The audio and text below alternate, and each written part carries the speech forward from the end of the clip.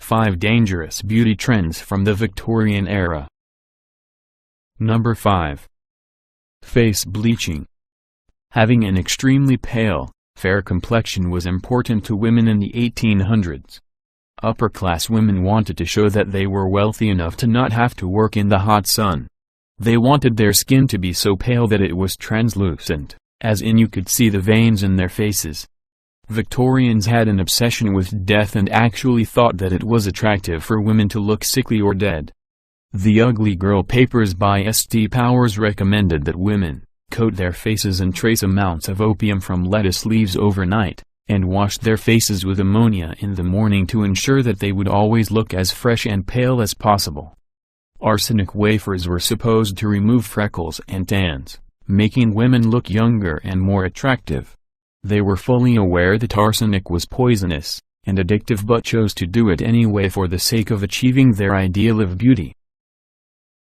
Number 4. Burning hair. In the 1800s, curly hair was popular. Early curling irons were tongs that needed to be heated in a fire.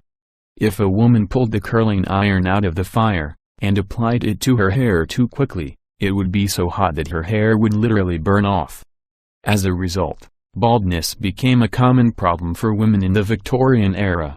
Even if they became skilled at curling their hair, it was still a lot of strain on the scalp to constantly style it in tight curls. Women did not seem to put two and two together, and tried multiple remedies of teas and medicines. It was even suggested that hair should be bathed with ammonia and water to stimulate growth. Exposure to ammonia can cause respiratory problems and burn the skin. It can also cause blindness. Tapeworms suggested a mixture of equal parts sulfate of quinine and aromatic tincture for baldness and loss of one's eyebrows in a fire. She also advised women to avoid having their curling tongs make direct contact with their hair, which many people did not realize until it was too late. Number 3. Blood purification. During the Victorian era, many people died of consumption and the society had a creepy fascination with death.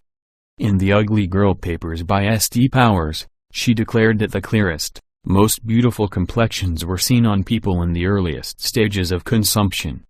Women with consumption were constantly vomiting blood, and Powers claimed that this was actually purging the impurities from their body, which made their skin clear and white. To replicate this, she advised women to eat as little as possible. This allowed them to maintain just enough strength to function while also weakening their bodies. Powers suggested a meal plan that consisted of a handful of strawberries for breakfast, half an orange for lunch, and cherries for dinner. And, if you really must, it was okay to have some warm broth, too. Powers also believed that ammonia carbonate and powdered charcoal was a must in any woman's beauty regime. These toxic chemicals were supposed to sit on women's faces. In addition, women were instructed to take a variety of medications every 3 months to purify their blood, although they were really making themselves sick to achieve the look of being close to death. Number 2. Nose machines. During the Victorian era, many men and women were unhappy with the noses that they had been born with, just like today.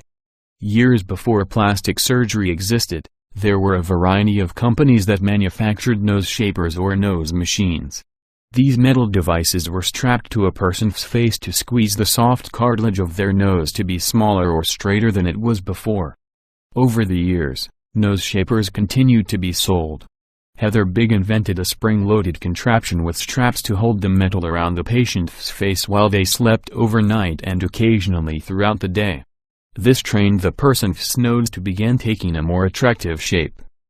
Dr. Sid, a surgeon from Paris during the Victorian era, reported to his English colleagues that he had created a metal, spring-loaded contraption that squeezed the 15-year-old patient's large nose for 3 months until she was happy with the results.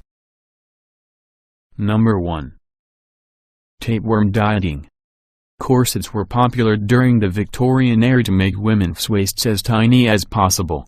To lose weight, Some women would swallow a tapeworm pill on purpose. The slithery little creature would hatch inside the stomach and devour any food eaten by the woman. After she was done dieting, the woman would take pills to kill the tapeworm. But it was also believed that sitting in front of a bowl of milk with your mouth open would entice the worms to crawl out on their own. However, tapeworms are known to grow as long as 9 meters, so even if that method worked, people could choke in the process. Dr. Mayers of Sheffield invented a device that was supposed to remove tapeworms from people's stomachs. It was a metal cylinder filled with food that he would slide down the patient's throat. They were instructed to avoid eating for several days, which would force the tapeworms into the cylinder to eat the food. In theory, once the worms were in the tube, he could pull the tube out of the patient and remove the tapeworms from their stomachs.